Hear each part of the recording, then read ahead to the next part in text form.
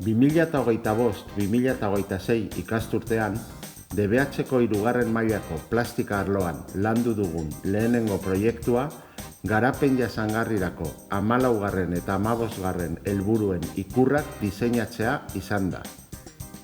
Proiektuan, uretako bizitza eta lehorreko bizitza helburuen helmugak ikertu ditugu. Irudiak sortzeko, ikurren ezaugarriak, espazio positibo-negatiboa, figura ondoaren arteko harremana, irudi originalak sortzeko elementu desberdinen kombinazioak eta lerroak, formak eta koloreen ezaugarriak bezalako edukiak aztertu, landu eta aplikatu ditugu. Proiektuan lortutako emaitzekin, Plastikagela webgunean gure lana argitaratu dugu, mundura zabaltzeko eta ikusleengan eragiteko.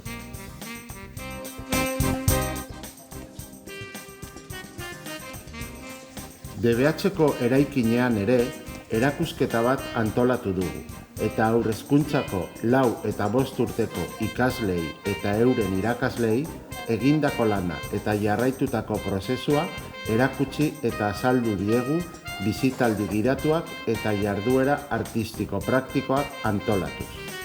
Proiektu honek Lauro ikastolako 2030 agenda planean zehaztuta ditugun 4.14, 14.3, 15.2, 15.10, 17.3 eta 18.3 ekimenekin harreman zuzena du.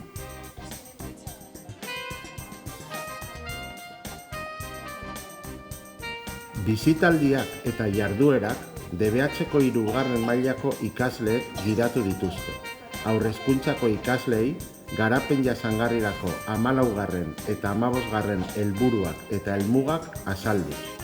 Ekosistema desberdinetan bizi diren animaliak, ingurumenaren garrantzia gure bizitzan, gizakiaren akzioek naturan eragindako kalteak, kutsadura eta naturarekiko errespetua eta zaintzaren beharra azalduz.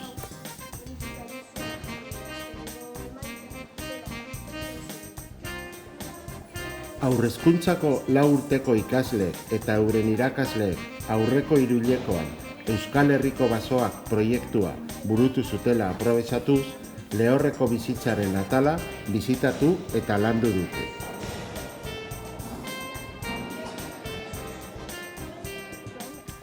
Erakusketa bizitatu ondoren, 4 urteko ikasleekin arte jarduerak burutu ditugu.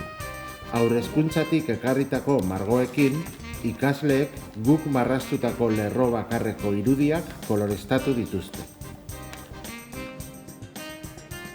Lehorreko bizitzaren atalean, garapen jasangarrirako 15. helburuaren inguruan, gai hauek landu ditugu Euskal Herriko Basoak proiektuarekin harremanduz.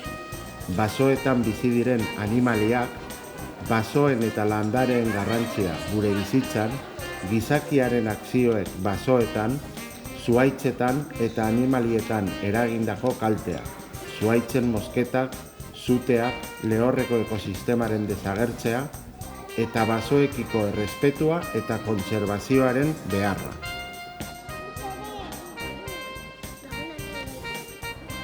Haur-hezkuntzako 5 urteko ikasleek UNESCO eskola elkartuen saretik ailegatu zaigun Kori Dortokaren historia ikusi eta landu dutenez, eurekin uretako bizitzaren atala bizitatu eta landu dugu. Uretako bizitzaren atalean, gai hauek aztertu ditugu Kori Dordokaren historiarekin harremanduz. Itsasoan bizi diren animaliak, itsasoen garrantzia gure bizitzan, gizakiaren akzioek itsasoan eta bertako animalietan eragindako kalteak, plastikoak itsasoan, kutsadura, gehiegizko arrantza, eta itsasoekiko errespetua eta zaintzaren eta kontserbazioaren beharra. Zirriborroen eta irudien bitartez adierazi ditugun mezuak ulertzeko, irudiotan aplikatu ditugun ikurren ezaugarriak eta hauen erabilera argitu dizkiegu haur-hezkuntzako kideei. Erakusketaren ondoren, 5 urteko ikasleek uretako bizitzari buruz marraztu ditugun lerro bakarreko irudiak aztertu eta koloreztatu dituzte. Haurrezkuntzako ikasleak eta irakasleak eta baita gu ere oso gustura egon gara gure lana haurrezkuntzako kideei eta irakasleei azaltzen. Espero dugu jarduera hauek denon ikasketa prozesurako baliagarriak izatea.